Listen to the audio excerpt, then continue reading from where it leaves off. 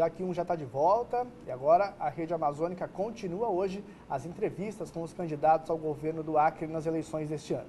O objetivo, claro, é esclarecer os eleitores sobre as propostas deles para governar o nosso estado nos próximos 4 anos. Cada candidato tem 20 minutos para responder as perguntas e para as considerações finais. Os candidatos se comprometeram a não utilizar o tempo para lançar ataques ou ofender seus opositores. Se algum dos candidatos se considerar ofendido, a direção da emissora poderá oferecer 1 minuto de direito de resposta neste mesmo telejornal no dia seguinte. A ordem das entrevistas foi definida por sorteio. Hoje, aqui com a gente, está o candidato David Hall do Avante. Ele é nosso último entrevistado dessa rodada de entrevistas. Candidato, muito bom dia. Bom dia. Bem-vindo ao Jaque 1. Você, bem-vindo, o pessoal está te acompanhando. A partir de agora, o nosso tempo começa a contar. E eu já vou começar com a primeira pergunta, candidato. Olha só, o seu partido, o Avante, mudou de nome, né? Ano passado era o PTdoB, que era o Partido Trabalhista do Brasil. O senhor sempre foi um jovem crítico de partidos políticos tradicionais. O que você acha? Mudar só de nome é uma estratégia correta, David? Marcelo, primeiramente quero agradecer a oportunidade do Jornal do Acre.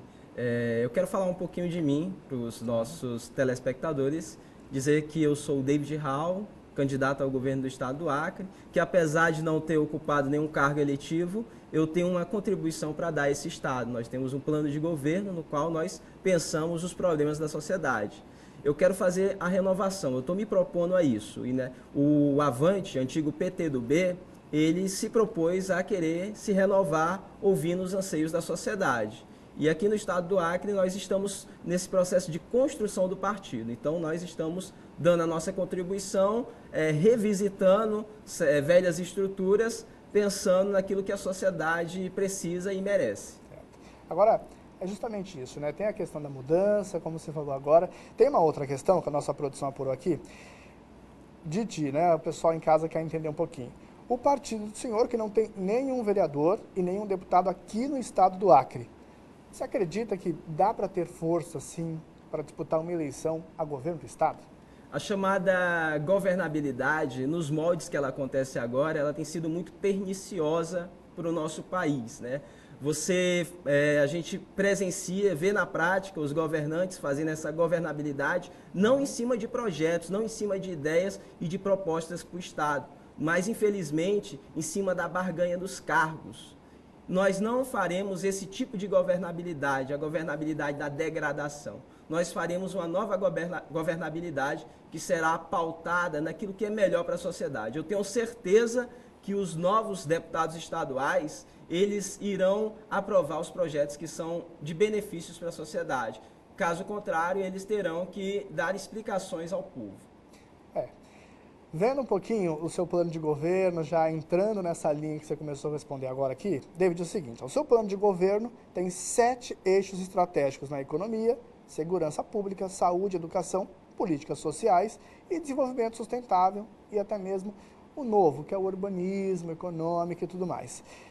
Vamos começar falando por economia, né? O país vem vivendo um momento muito difícil, economicamente falando. Especialistas, economistas já vêm dizendo que nós vamos começar no país o próximo ano com um déficit de 18 bi, déficit primário na economia brasileira.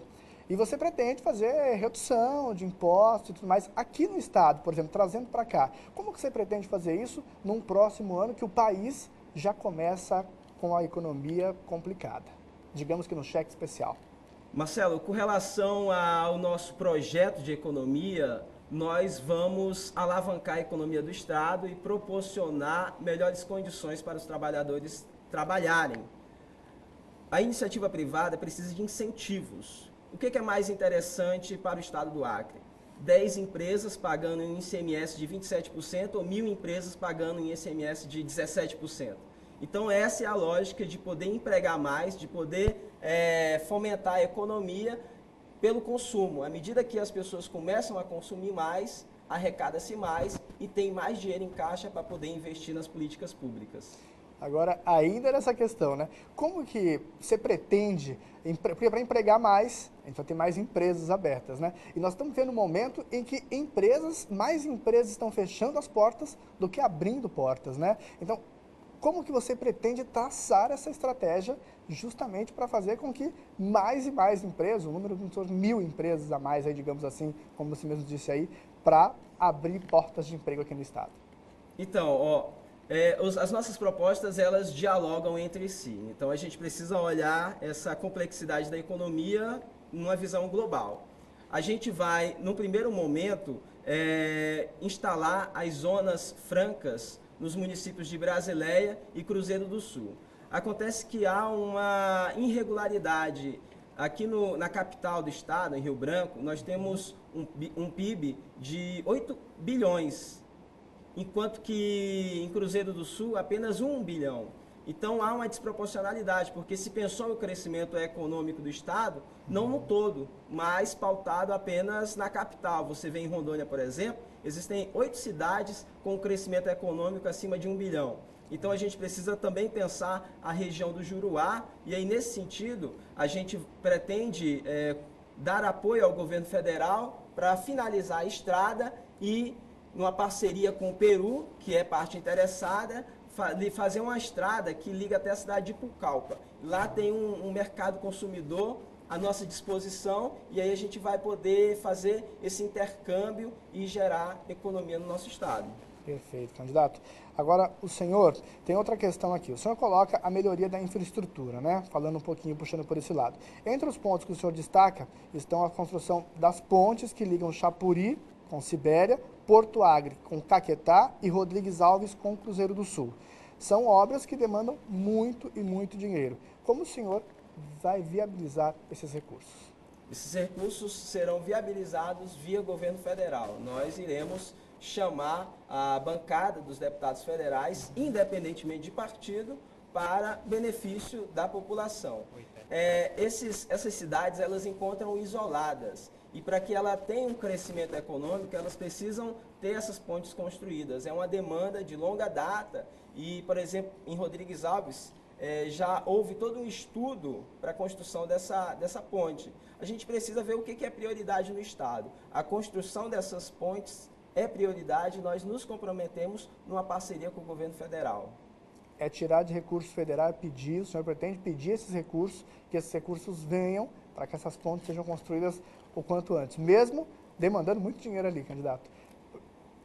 Porque tem a questão também, que a gente vai entrar no seu plano de governo aqui, essa questão ligada à infraestrutura, né? Mas o Estado vem enfrentando problemas, a gente vai entrar falando disso também agora, que é esse ponto, as questões ligadas à saúde, né? A saúde também vem enfrentando muitos problemas aqui no Estado, né? Como, por exemplo, tem o Hospital do Câncer, que tem obras ali que ainda estão com problemas, ainda estão atrasadas, tem obras de hospitais. Então, os recursos que vão vir do governo federal, o senhor pretende utilizar esses recursos para a infraestrutura e também vai ter outras questões que demandam muito recurso, né, candidato?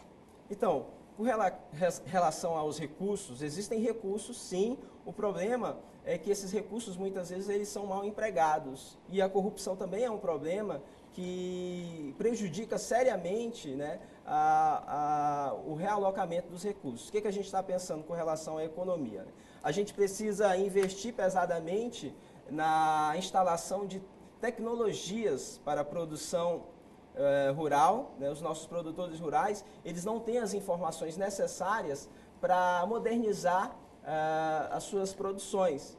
Com o incentivo, com o estabelecimento de tecnologia, eles vão poder produzir em maior escala, com melhor qualidade, e aí a gente vai poder fomentar a economia no estado do Acre, né? E aí nós teremos dinheiro em caixa, sim, para poder fazer aquilo que precisa ser feito.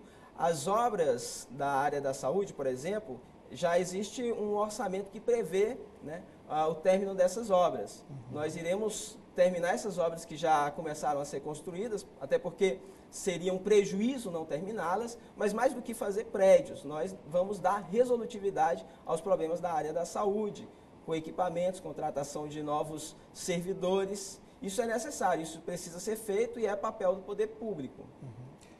Ainda nessa área da saúde, candidato, existem problemas também, não só como obras, prédios, como o senhor disse, tem também mão de obra, que é pessoal, tem a questão dos medicamentos. Tem muita gente aqui no estado que precisa entrar na justiça para poder conseguir medicamentos que deveriam ser garantidos pelo governo, né? Como que o senhor pretende também, com relação a isso, resolver essa problemática do fornecimento de medicamentos? Com relação aos medicamentos, nós temos os nossos candidatos a deputados federais que estão fazendo as suas proposições, no sentido de fazer as devidas garantias desses medicamentos, né? Medicamentos mais baratos, medicamentos alternativos, né? Que precisam ser viabilizados, né? O governador, ele tem essa competência e essa incumbência de dar resolutividade. Mas, para além disso, eu queria chamar a atenção para a questão da humanização da saúde. Eu, por exemplo, utilizo serviços públicos de saúde e quando eu adoeço, eu vou para a UPA. E lá a gente tem um péssimo atendimento, a gente tem que esperar longo período para poder ser atendido e a gente pretende, numa parceria com as universidades e com as faculdades, chamar os estudantes dos cursos de enfermagem, serviço social e psicologia para fazer um acolhimento, para que os pacientes tenham um atendimento digno. Isso precisa ser feito, isso não requer grandes recursos, mas é uma questão de estratégia, de logística, de alguém que pensa a saúde com uma visão mais humanista. Na área da educação, candidato, o senhor é professor já há um tempo aqui no Estado, se licenciou para concorrer ao governo do Estado. Na área da educação, o que o senhor pretende fazer para resolver as questões relacionadas à educação, ao problema de vagas e também à estrutura de escolas, enfim? A gente tem que pensar em educação nos atores sociais que fazem parte da escola. Nós temos os funcionários do administrativo, do apoio, nós temos os alunos, nós temos os professores, nós temos os gestores e coordenadores e nós temos os pais, a comunidade escolar. A gente precisa pensar nesses atores sociais. Por exemplo, na área administrativa, a gente pode facilitar o trabalho dos servidores inserindo tecnologia, né? Pouco a pouco e diminuindo a necessidade de papéis e ir fazendo os trabalhos que precisam ser feitos de maneira online, de maneira digital. A gente tem um projeto chamado Escola 2.0, que é levar tecnologia para as escolas. A escola precisa estar à luz do século XXI. Tudo evoluiu, tudo se transformou e o formato escolar ele continua o mesmo. Os alunos reclamam isso, eles sentem essa necessidade da inserção da tecnologia. Eles têm no seu celular um mundo de informações à sua disposição e as aulas tradicionais, elas não estão mais a contento, elas não dão mais o resultado que davam no passado. Então, o professor, ele precisa ser valorizado e treinado para aprender a lidar com essas tecnologias e valorizado não só no aspecto financeiro, ele precisa se qualificar e ele precisa ter um incentivo do Estado para poder fazer as suas qualificações. Eu vejo a educação nos atores sociais que fazem parte do contexto escolar.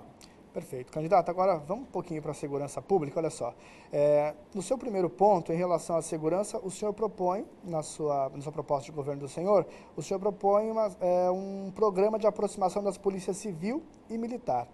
Explica para a gente, qual que é a sua ideia nesse ponto de aproximar essas duas polícias? A nossa percepção, dialogando com os profissionais dessas áreas, é que os trabalhos eles são feitos de maneira isolada e não há conexão, não há diálogo entre essas polícias. A gente precisa integralizar mais, aproximar mais essas polícias para que eles tenham um resultado mais efetivo, né? Há uma necessidade de dialogar, de unir essas polícias, não de maneira pontuais em determinadas ações, mas no cotidiano de maneira mais efetiva. Isso, sem sombra de dúvida, vai dar um aumento significativo para a segurança pública. Mas, para além disso, eu queria dizer também que a gente vê a segurança não só nesse momento da repressão, mas em outros momentos. O momento antes de acontecer o crime, e aí a gente precisa dialogar com a educação, promovendo políticas públicas voltadas para a juventude, políticas emancipatórias, atividades lúdicas de esporte, lazer e cultura para os nossos jovens no contraturno, para que ele não fique esse tempo ocioso sendo cooptado para o mundo do crime, porque não há nenhuma perspectiva de futuro. E também o momento da ressocialização, né? A gente vê aí proposições de construção de novos presídios. A gente precisa, de fato, ressocializar. Essa palavra ela precisa ter um significado mais profundo e mais efetivo, que a gente tem um projeto que vai levar trabalho para os nossos presos, né? Os apenados, eles vão poder trabalhar e ali eles vão ter o seu recurso, parte do recurso que ele conseguir vai para a vítima, parte para o Estado e ele fica com a outra parte. Então, a gente tem que pensar a segurança pública para além da repressão, que é necessária, que precisa ser feita, mas também os outros momentos. Ainda nessa área da segurança pública, candidato, o senhor destaca no seu plano de governo um programa de inserção tecnológica na Polícia Civil. Que programa seria esse? Olha, a nossa Polícia Civil, ela anda com materiais que já estão defasados, né? Ela precisa se espelhar na Polícia Federal, por exemplo, que já dispõe de uma tecnologia mais atual, né? À luz do século XXI. Com a inserção da tecnologia nas nossas polícias, a gente vai poder interceptar o crime, antes mesmo que ele aconteça, né? A gente tem um plano também, um projeto que visa, é inviável, a gente reconhece isso, que é inviável dar conta da fronteira, né? Nós temos quilômetros de fronteira, mas o que dá para fazer? A gente vai fazer um cinturão, onde a gente vai monitorar por drones, cães farejadores, as entradas e saídas da cidade, não só via terrestre, mas via aquática também, sobretudo na cidade de Rio Branco, Cruzeiro do Sul e Brasileia. Dá para fazer isso e a gente vai fazer isso com o uso dessas tecnologias, elas são essenciais. Hoje a gente, por meio de satélites, a gente consegue ter um alcance, um resultado muito mais efetivo. Certo. Agora, candidato, tem uma outra pergunta aqui que a nossa produção levantou. Com relação vamos falar agora sobre a área social. O senhor destaca alguns projetos sociais no seu programa de governo. Que projetos sociais o senhor tem hoje em plano para colocar em prática no Estado? Olha, os projetos sociais, eu posso destacar um relacionado à juventude, que é o programa Sou da Paz. Esse projeto visa levar para os nossos jovens, no seu contraturno, naquele tempo que ele fica ocioso, atividades. A gente vai retomar as políticas sociais, construção de centros de juventudes, e aí a gente vai oferecer e fomentar, incentivar os nossos jovens por meio da música, por meio do teatro. Essas atividades culturais, elas são emancipatórias. Um jovem que tem acesso à cultura, à educação e um curso profissionalizante, ele não fica à mercê da criminalidade, dificilmente ele é cooptado para o mundo do crime, né? Os jovens só estão entrando no mundo do crime porque é um negócio lucrativo. E aqui existe um mercado consumidor. Então é preciso a gente coibir isso de todas as formas, fazer com que esse negócio não seja lucrativo, pelo menos no nosso estado. O governo é responsável, as políticas públicas para a juventude estão ausentes e a gente precisa retomar isso. Ao seu olhar, candidato, com essas ações sociais, o senhor acredita numa redução da entrada de jovens no mundo do crime? Ah, sem sombra de dúvida, isso vai trazer um impacto muito positivo para a nossa sociedade. A gente vai conseguir reverter a curto, médio e longo prazo essa situação, né? E também oferecer cursos de empreendedorismo, né? Os jovens, eles precisam ter as condições para alcançar a maturidade e poder caminhar com as suas próprias pernas. Pode falar. Não, fique à vontade. Concluiu essa? Vou concluir. Candidato, eu queria, agora nós temos quase 2 minutos e meio, eu queria só fazer mais uma pergunta aqui do reforço. Como que o senhor pretende melhorar a estrutura dos órgãos de fiscalização? Olha, os órgãos de fiscalização, eles precisam ser autônomos, eles não podem ter o dedo do Estado. O Estado, ele precisa ser isento e deixar esses órgãos de fiscalização trabalharem como tem que ser feito. A gente vê essas indicações políticas para determinados cargos, elas têm sido pejorativas, porque muitos funcionários que fazem parte desses órgãos de fiscalização, eles não fiscalizam como deveria fiscalizar, porque eles acreditam que estão devendo um favor, enfim. Então, o que a gente está propondo aqui é uma certa imparcialidade, né? Que esses órgãos possam atuar com plena e total isonomia. Perfeito. Candidato, nós temos agora pouco mais de 1 minuto e meio. Eu vou pedir para o senhor, tem um projeto que o senhor deve ter vindo acompanhando na Rede Globo, do Brasil que eu quero para o futuro, que os brasileiros encaminharam mensagens do Brasil que eles querem para o futuro. Aqui, eu vou pedir para o senhor agora, nesse último minuto, as suas considerações finais, o senhor dizer que Acre o senhor quer para o futuro. Olha, eu quero um Acre que seja economicamente próspero, que seja ambientalmente sustentável. Eu quero um Acre onde eu possa educar e criar minha filha sem ter medo de que ela possa voltar para casa à noite sozinha. Eu quero um Acre que seja seguro, onde as políticas públicas funcionem efetivamente, que a gente possa ir para a UPA e ser bem atendido, ser bem tratado, bem cuidado, respeitado. Eu quero um Acre que a dignidade dos nossos jovens ela possa ser resgatada, que os nossos jovens não entrem na criminalidade porque eles não têm perspectiva de futuro. Eu quero um Acre onde as pessoas possam trabalhar sem o engessamento do Estado. Eu quero um Acre onde as pessoas possam ser livres para poder ir e vir onde elas quiserem.